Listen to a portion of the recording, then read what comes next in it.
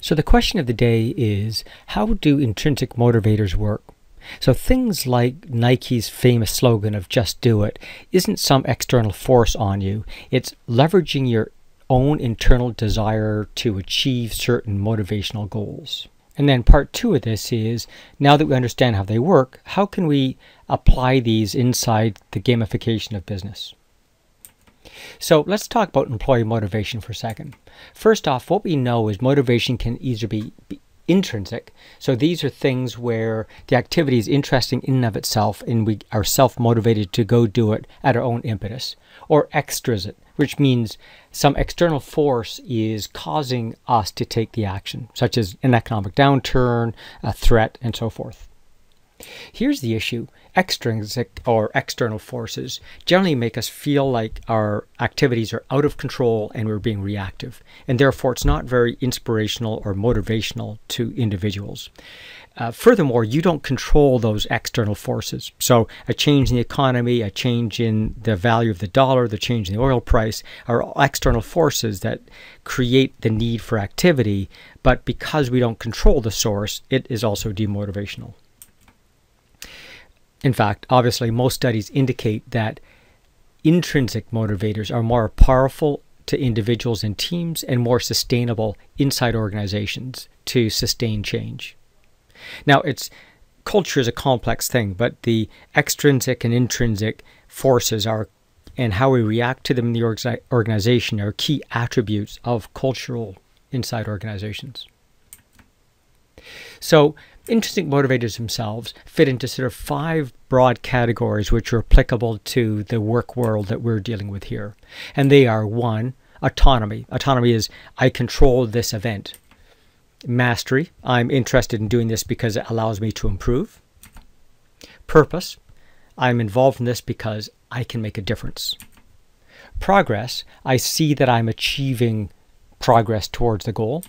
And social interaction, it allows me to connect with others. So let's talk about these in a little bit more detail.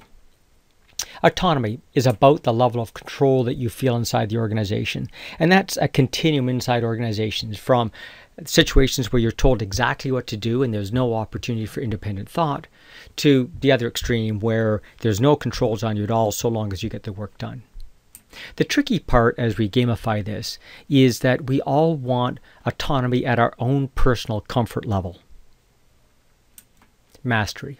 Mastery is about how you can improve, and it's satisfying to get better, to learn, for a couple of reasons. One is it obviously makes our jobs easier. There's a psychological rewards that you feel from getting better. And of course, we would hope that there's some sort of financial rewards as well. This feeling is intensified if the activity that you're achieving you could not have done before, or not very many other people can do it. Now, the trick here is we want to pursue mastery at our own level of comfort and in the areas that interest us personally. Purpose. Purpose is about our desire to work for a cause that's bigger than us, a bigger purpose, and trying to make a difference with the efforts that we're making. Again, the trick here is we need to feel passion for that cause, and we'll invest in it accordingly. Progress. This is our personal desire to see that we are making progress towards some specific goal, but of course it has to be a goal that we care about. So the trick here is to make sure that the performance is being seen and being recognized at the level of our comfort. And then finally, social interaction. The idea here is that we're all social to some degree, some much more than others. And we need to connect, care, and share within that level of comfort. So with our peers, whether they're work peers, home peers, professional peers, we also want to be recognized, we want to be understood, and we also want to understand them. So again, the trick is we want that social interaction at our level of comfort.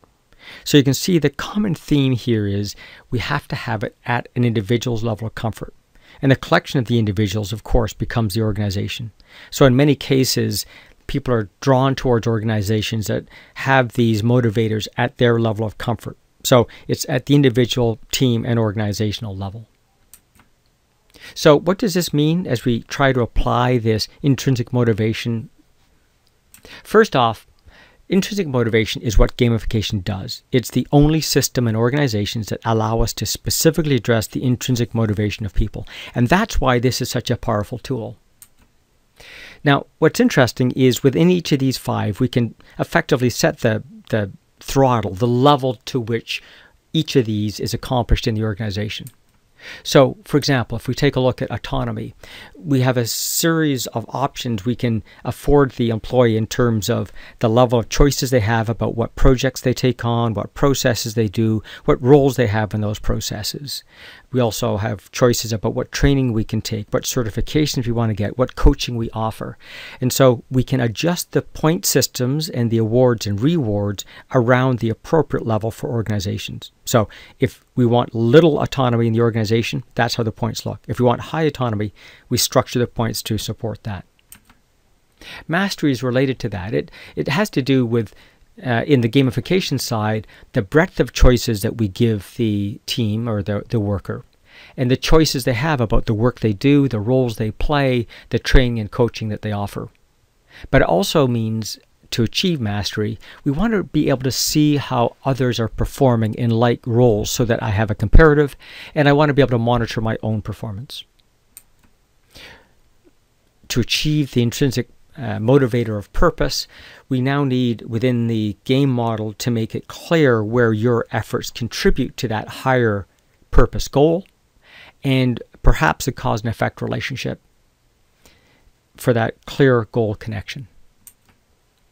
In terms of allowing the organization to see its progress in the game world, that's exactly what it does through the ongoing accumulation of points.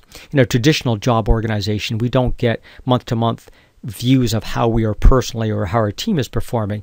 And so the points, the awards, and leaderboards and so on allow us to recognize that progress. And then finally, social interaction. Obviously, the conversation, the monthly performance meeting is part of that social interaction.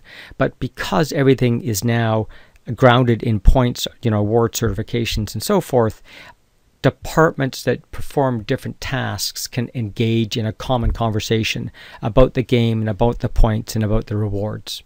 So it allows, unlike business units, to understand and be understood around all performance conversations. So the reason that intrinsic motivators like Just Do It work is because they strike a personal chord for us, and the games can be constructed at the appropriate level to strike those personal goals for all team members.